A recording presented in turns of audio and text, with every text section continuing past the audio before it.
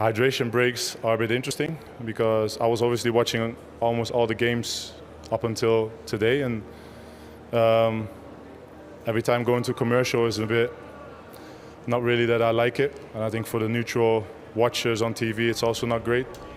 So if it's really hot, obviously it would be good to put them in, but I think you have to look at it in every game separately, in my opinion. But I think I've said enough already for. Football fans, I need to ask you something. Am I the only one who feels like these hydration breaks are starting to feel less about hydration and more about advertising? Now, before anyone gets angry at me, let me be clear. If players are playing in extreme heat, if temperatures are dangerous, if doctors say athletes need a break to protect their health, then absolutely give them the break. Player safety comes first. But what I'm seeing during this World Cup has me wondering, and other players too, are they really protecting players, or are we creating extra commercial breaks? Let's talk about it. Hydration breaks were introduced for obvious reasons. Football is intense. Players can run 10 to 13 kilometers in a single match. Add extreme summer temperatures in North America, high humidity, and direct sunlight, and it becomes a genuine health concern. Nobody wants to see players collapsing from heat, from being exhausted. That's why FIFA allows short cooling breaks when conditions become too difficult. And honestly, in those situations, I have zero problem with it. But here is where the debate begins. One of the reasons many fans dislike these breaks is simple. Football was always different. Unlike basketball, American football, baseball, or hockey, football flows. The game breathes. The rhythm builds naturally. A team is under pressure. The crowd gets louder. Momentum shifts. And suddenly, the ref stops everything. Everyone walks to the sidelines. The energy disappears. 5 minutes later, the match restarts, and it feels like we're beginning a new game. For many fans, that's uncomfortable. Football's biggest strength has always been continuous action. When you interrupt that too often, you risk changing the identity of the sport. Some players have expressed concerns.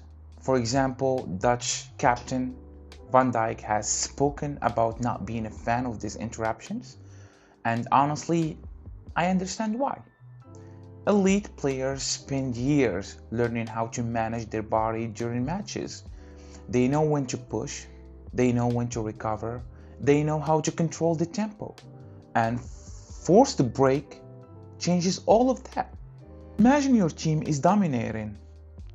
You've got your opponent trapped. Your crowd is behind you.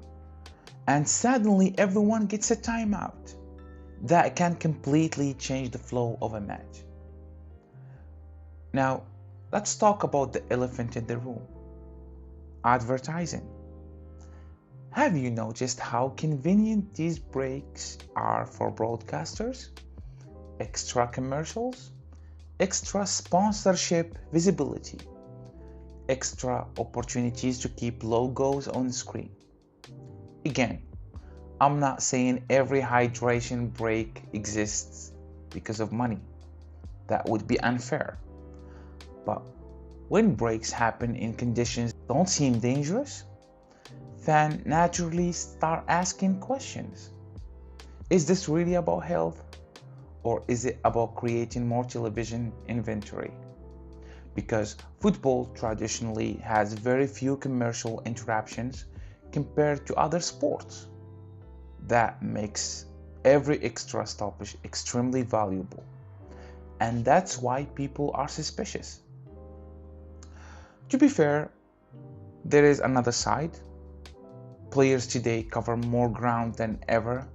The game is faster than it was 20 years ago. Sports science has evolved. Medical staff have more data than fans do, and temperatures in some host cities can be brutal. If experts genuinely believe hydration breaks reduce injuries or prevent serious health risks, then maybe fans simply need to accept them.